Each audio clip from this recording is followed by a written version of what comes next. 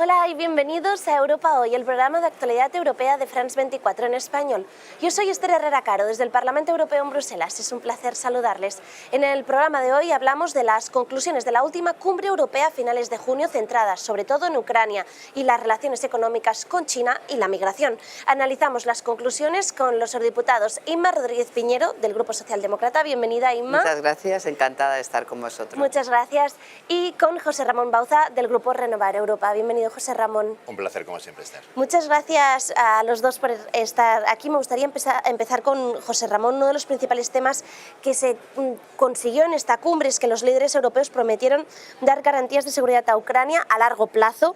No se especificó aún de qué se trataba, pero algunos líderes creen que estas garantías primero competen a la OTAN, tal y como ha pedido el presidente ucraniano Volodymyr Zelensky. ¿Crees que la Unión Europea debe dar garantías de seguridad y de qué tipo crees que deberían ser? Yo creo que el presidente Zelensky, cuando se refería a esas garantías, lo hacía en un marco muy amplio. Es decir, la garantía de que la puerta de Europa siempre está abierta hacia Ucrania, tanto en el ámbito de instituciones europeas como en el ámbito de esa futura pertenencia a la OTAN. Por lo tanto, yo creo que es el tener intactas las puertas, la cobertura y sobre todo el ir, digamos, incorporando en momentos en los cuales Ucrania puede ser partícipe activa en desarrollos futuros. Es decir, ya lo primero que se consiguió fue el reconocimiento inmediato de Ucrania como país candidato, como Estado miembro candidato, lo cual, como perfectamente sabes, necesita muchos años, mucho tiempo. Eso es un hecho inmediato por circunstancias más que obvias. Pero también Ucrania está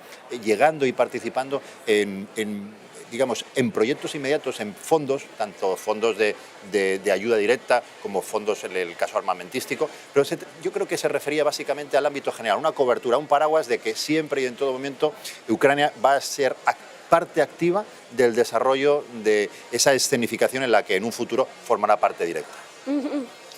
Otro de los grandes temas, Inma, fueron las relaciones con China, en que todos los líderes consideran que hay que reducir estas dependencias, en que cada vez es más un competidor y un rival, pero sin evitar que hay que cooperar inevitablemente con este país. La Comisión Europea recientemente publicó una estrategia en que estudiaba incluso la posibilidad de limitar la inversión de empresas en tecnologías muy específicas, en sectores clave. A Alemania no acaba de gustarle. ¿Puede realmente salir adelante esa propuesta? Bueno, lo que acaba de presentar es una estrategia. Vamos a ver esa estrategia en qué instrumentos legislativos se traduce, ¿no? Lo que sí es cierto es que China es un socio necesario, pero las reglas del juego entre China y la Unión Europea tienen que estar sujetas a un orden internacional basado en reglas. Y China, desgraciadamente, no siempre sigue las reglas que nos hemos dotado y que ella decidió formar parte.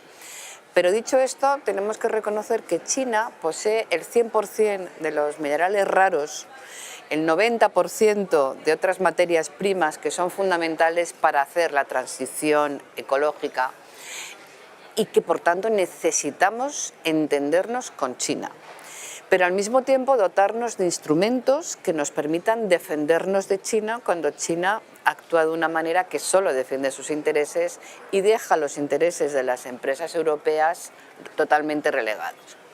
En este ten con ten es donde surgen las medidas como restricciones de exportaciones. Estamos viendo que estamos casi en una guerra de semiconductores con Estados Unidos, Holanda, China, para evitar que en el fondo China se convierta en la potencia militar a la que aspira llegar en el 2045, cuando se cumpla el primer 100 aniversario del nacimiento de China. Ese es el temor de fondo. Y el hecho de que hay semiconductores, chips que pueden ser utilizados con un doble uso, con uso militar o con uso civil. Y es ahí donde está el quid de la cuestión. Entonces, para eso tienes que asegurarte ambas cosas, que tú no exportes los productos que le permitan a China hacer esa competencia militar, y dos, que no sean las empresas europeas quienes vayan allí y lo hagan, porque entonces no evitaríamos el problema. Entonces, tienes que hacer eso y al mismo tiempo evitar ser un país o una región proteccionista, porque Europa sigue dependiendo de la economía abierta, que yo también defiendo. Por tanto, estamos en lo que se llama el dilema. y todavía no hemos sabido llegar al final de cómo resolvemos este dilema. Lo importante y lo que yo pongo en valor es que se actúe desde la unidad en la Unión Europea, porque si cada Estado miembro intenta defender su parcela, la parcela global se habrá perdido entera. Pero China también necesita las exportaciones de estos semiconductores. Ahora ha prohibido esta exportación, pero también es dependiente también del exterior para seguir exportando. ¿La ley de materias primas es suficiente? A ver, la ley de materias primas es un paso imprescindible. O sea, es evidente que esto se tenía que haber desarrollado hace mucho tiempo, porque que Europa no puede depender de un único suministrador, como ahora mismo es fundamentalmente China, y también en algo dependemos de la República del Congo o de la República de Sudáfrica, pero China es el principal poseedor de las materias primas que necesitamos. Entonces, esta dependencia se tenía que haber abordado desde hace mucho tiempo para diversificar nuestros proveedores. La ley de materias primas y la ley de industrias de emisiones cero netas son dos leyes en paralelo que tienen como objetivo diversificar nuestras importaciones y establecer nuevos vínculos de asociación con terceros países que nos permitan diversificar. ¿Es suficiente? No, tenemos que ir desarrollando nuestra propia reciclaje, no necesitar tantas materias primas para hacer la transición ecológica, necesitamos desarrollar el ahorro y la eficiencia energética para no necesitar tanta producción de energía, necesitamos potenciar muchísimo el desarrollo del reciclaje para que realmente no tengamos que importar de terceros. O sea, tenemos que trabajar en muchos frentes a la vez, pero sin duda la ley de materias primas y la de industrias de emisiones netas cero son dos pasos fundamentales que tenemos que aprobar y poder implementar cuanto antes. José Ramón, en esta cumbre se insistió en que China también siga utilizando su influencia en Rusia y se implique para poner fin a la invasión de Ucrania, pero a la vez esto también implica dar más peso geopolítico a China. ¿Cómo se conjuga este equilibrio en que tú quieres dejar de dar tanto peso a China, pero a la vez la necesitas? Bueno, es esa dualidad porque también hay una dependencia y porque hay que retrotraerse a unas décadas, a unos años donde China ha marcado una agenda donde la Unión Europea, honestamente, hemos estado muy al margen. Todo aquel espacio que no ocupas tú, lo ocupan otros por ti. Toda estrategia en materia de política exterior que no ha desarrollado la Unión Europea, la han desarrollado otros. Por lo tanto, debemos ser autocríticos, siendo europeístas convencidos de que hay cosas que hay que mejorar. Punto número uno. Segundo punto, China, todos pensábamos, o se ha pensado en muchas ocasiones de que China podía condicionar la balanza en un momento dado para incidir sobre Putin, para acabar más pronto que tarde la guerra. Pero China tiene sus propios intereses y a China no es que le vaya muy bien que haya una guerra, pero no le va mal del todo. Hay que recordar que todo el sistema de suministro energético, toda la capacidad energética de suministro de China procede de Rusia. Con lo cual, ahora mismo China está teniendo las mejores condiciones económicas para la compra, para todo el suministro gasístico y energético que necesita, porque su socio, su suministrador único, básicamente es Rusia. Con lo cual, obviamente, mientras eso vaya así y no le vaya meridianamente mal, el único beneficiado de esta situación es China, que además tiene sus tentáculos absolutamente repartidos y distribuidos por toda la geografía mundial. Es decir, hoy el actor geopolítico más importante que tenemos es China. Cuando yo digo siempre el siguiente ejemplo, cuando miramos el mapa mundi, nosotros vemos a Europa y la ponemos delante de nosotros como si Europa fuera la importante. Centro. Lo hacemos una cuestión básicamente sentimental y donde nosotros nos ubicamos. Pero el verdadero mapa mundi, geopolíticamente hablando, deberíamos poner China en el centro y el resto de las regiones mundiales a su alrededor, porque quien está desarrollando la mayor incidencia, el impacto y la toma de decisiones, como decía muy bien Inma, tema de tierras raras. El 90% de toda la gestión de las tierras raras la tiene China.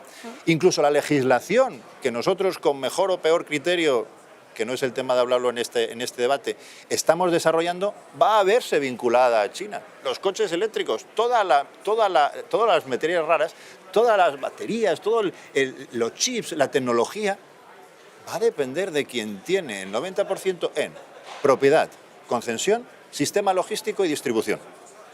Por lo tanto, a China no le interesa una guerra, pero y su aliado es Putin, con lo cual va a tratar de ser condescendiente, pero no olvidemos que si alguien, el que menos mal le va a la guerra, es a China ahora mismo.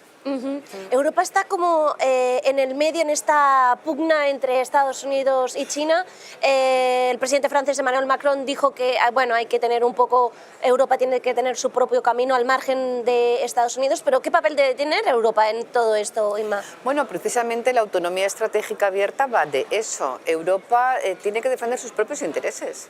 Y nuestros propios intereses son, desde luego, Estados Unidos es un socio preferente de la Unión Europea y ha de seguir siendo, las relaciones transatlánticas son fundamentales, pero nosotros no hacemos seguidismo ni queremos hacer seguidismo de Estados Unidos. Y es evidente que China es un socio, como antes decía, estratégico, también se le califica como un rival sistémico, que lo es, pero nos necesitamos mutuamente. Entonces, la Unión Europea no ha participado de la escalada de esta guerra comercial, de esta tensión geopolítica entre Estados Unidos y China. Y debe de seguir así. Nosotros debemos de ser el nexo que busque una posición global que sea buena para el conjunto del planeta. Porque las guerras comerciales acaban mal para todos. Y los que peor lo pasan son los más vulnerables. Y necesitamos, no nos olvidemos, a China y a Latinoamérica. Acabamos de venir, hemos estado juntos, José Ramón y yo, en una delegación con AFET en Chile, en Brasil, y es que necesitamos a Latinoamérica. Y Latinoamérica también nos necesita, pero necesitamos a Sudáfrica, necesitamos que el mundo sea mucho más cooperante, sea mucho más dialogante, nos entendamos mucho mejor los unos a los otros. Y en esa política exterior es donde la Unión Europea ejerce un liderazgo claro. Y somos líderes en la lucha contra el cambio climático y en la transición ecológica, que es necesario, donde China no ha abandonado el barco. Eso ha sido gracias a que hemos mantenido los puentes abiertos, porque no nos olvidemos que Trump se bajó del carro de la lucha contra el cambio climático. China no lo hizo, porque la Unión Europea estaba ahí. Entonces, nosotros somos capaces de mantener las links, los lazos de unión entre ambos, defendiendo nuestros intereses. Es ahí donde no se puede dejar de estar la Unión Europea, porque si dejamos que la polarización entre los Estados Unidos, y China vaya a más, a donde vamos es a una situación de conflicto y de tensión donde todos, absolutamente todos, perdemos. Muchas gracias, Inma. José Ramón, lamentablemente nos hemos quedado sin tiempo, pero a ustedes les esperamos en el próximo programa de Europa Hoy. Gracias por ver France 24 en español. Muchas gracias. Muchas gracias.